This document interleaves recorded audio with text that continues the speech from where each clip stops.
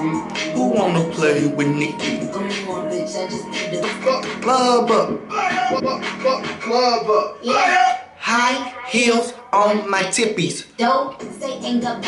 Okay, you guys, I am here with a Nicki Minaj review. Okay, I'm here to talk about Pink Friday in its whole entirety. I'm here to talk about the album and how I feel about it a week later. And has it grown on me?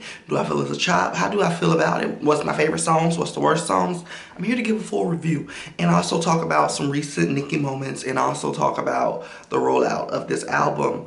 But without further ado, you guys, I hope you guys are enjoying Vlogmas. Let's roll the intro so we can get directly on into today's video.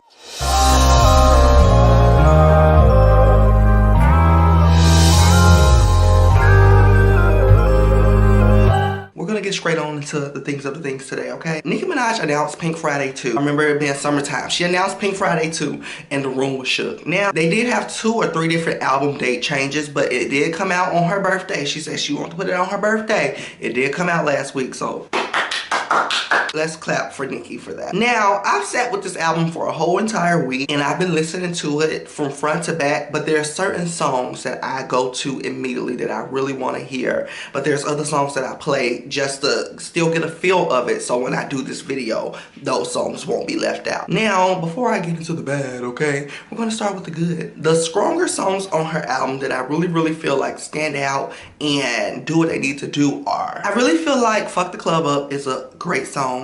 I also feel like Let Me Calm Down is a great song. R&B is nice. Needle is nice. Everybody is her hit. Red Ruby the Sneeze, Big Difference, Super Freaky Girl, and My Life. Those are the only songs I feel are strong on the album. Which that is 1, 2, 3, 4, 5, 6, 7, 8, 9 songs out of 22 songs. 9 songs out of 22 songs are actually good and have a replay value. I felt like this album was really rushed. Really rushed. Now, over the last couple of weeks, a lot of the CDs that Nicki Minaj had the fans pre-order weeks ago, months ago, are finally delivering to their home. Now, the thing about it is, the album that is arriving to these people's house doesn't have the full damn album. It has about 10 songs on there. In this CD that people pre-order, they've been thinking that they're gonna get the full entire album, but they're only getting 10 songs out of the 22. Now, this tells me that Nicki Minaj only had 10 songs up and ready, and she threw the other 12.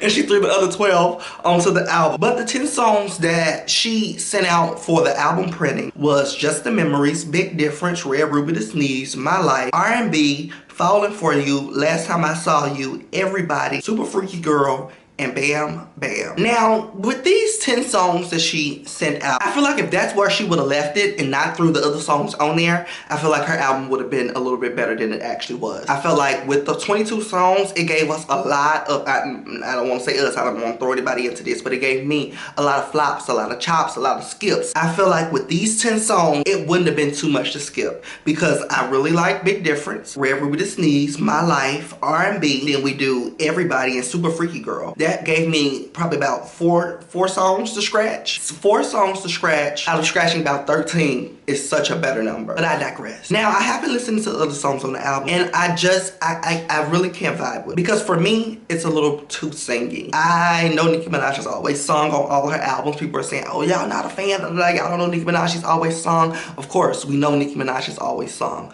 But I don't feel like we've ever been handed 22 songs back to back with maybe 3 intermissions of real, I don't want to say real rap, but 3 intermissions of, you know, hardcore rap songs. This album was a little bit too personal for me.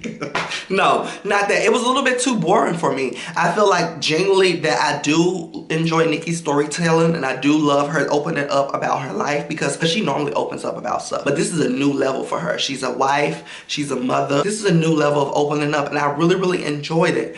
But I felt like at a certain point, we needed a little upbeat, you know, a little tempo to the album. Now, off the album talk, let's talk about the rollout and the delivery of the album. The delivery of the album was the most chaotic and unprofessional, unorganized thing I had ever seen in my damn life. Down to Nicki saying, you know, she's about to start her rollout, she's about to do this, she's about to do that, and never actually starting the rollout. Barb's even had to start their own rollout and create AI different pictures. They had to create AI pictures of quote unquote Gag City, putting different celebrities, putting themselves in Gag City to create kind of buzz the night before the album came out, which is totally amazing that her fan base can do something like that and get the, you know, get the room talking.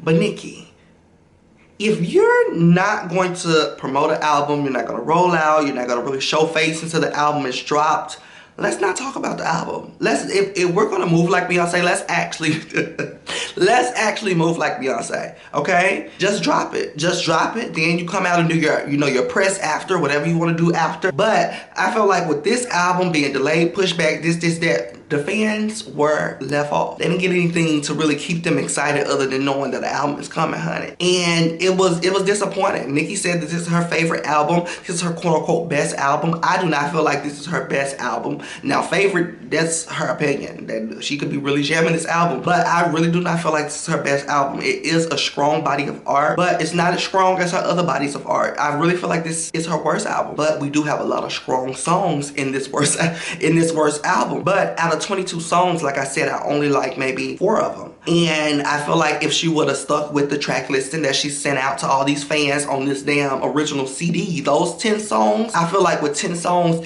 it would be so much easier to call the album a bop instead of a flop. But with me chopping so many songs from 22, I mean, let me ask the audience. Now, the rollout of this album, she was supposed to do a live performance right before the album came out. I think the performance was supposed to be December the 6th. The album comes out December the 8th. She cancels.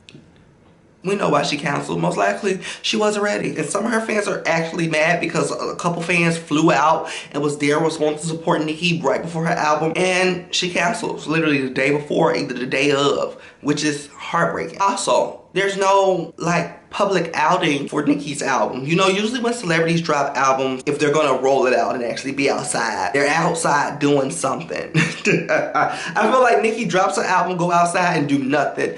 And what I mean by that is, I feel like Nicki, this was an amazing opportunity to call some of the celebrities and influencers that really, you know, like you and you may take a liking to them up for an album party. An album party is a really good way to get more and more screams, people tuned in, because of course the neighborhood talk, the shade room is gonna post, oh look who's at Nicki's Minaj album party, and people are gonna tune in. The album has been out for a week and there's no music videos. There's a couple interviews that she's been shooting over the last couple of days, but it's like, girl, you booked those 3 hours ago. It's like, what are we doing? Now, she recently did announce that her tour is gonna start in March.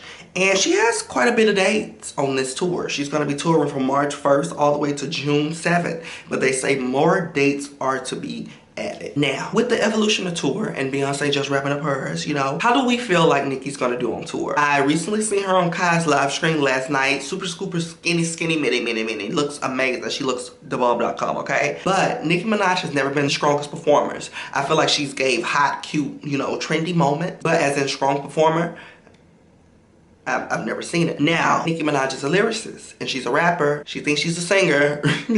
But with that being said, there's not too much needed from her on the stage, but I need more than a come on. Come on.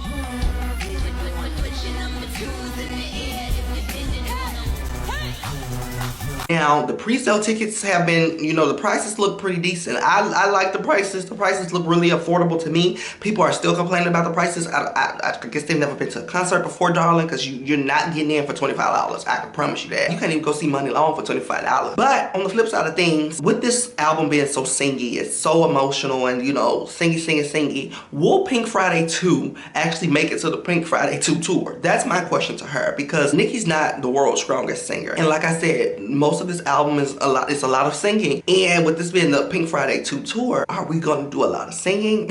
Well, are we gonna be touring and only pulling a couple songs out of that album? How are we gonna do tour? Because I'm really interested to see how she's gonna be doing this singing ass album, this Glee ass album, this Adele ass album in arenas around the world. Now, in preparation of this video, I did go listen to Other Bodies of Art by Nicki Minaj, and I still stand by Queen being her best body of art. And with listening to the other the albums and really remembering like, oh my goodness, I forgot this was on this album. Oh my goodness, I forgot this was on this album. And these songs are on this album. Da, da, da. I realized that she has so many strong body of arts from top to bottom with a couple skips, not many skips. And this is the first album that I came across. Pink Friday 2 is the first album that I came across where I find myself, you know, skipping. And it really shook the room for me because, like I said, I really stand 10 toes down with Queen. Okay, Queen is great shit. Okay, girl, go get you some of that Queen album. But this is my least favorite body of art for Nicki Minaj. And I didn't realize it in the moment last week because, of course, you know how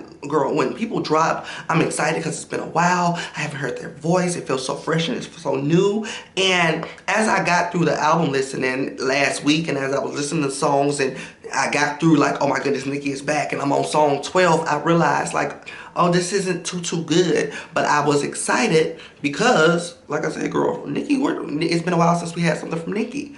Now, I took a week to digest it and fully listen to it and spin it again and over and over and over.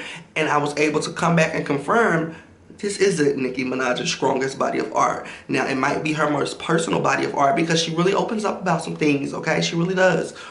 But as a fan, as I listen now, I ain't really, you know, I ain't really vibing with it. But there is a couple cute, real good songs on that album that I really would like her to push and get her ass up and make some music videos too. But with that being said, I love y'all so much. I hope you guys enjoyed this Pink Friday review. I'll definitely see y'all in some more Vlogmas videos. Tell me if y'all enjoying Vlogmas, honey. Get down in the comments. And I'll definitely see y'all tomorrow. And then the day after tomorrow. Then the day after that.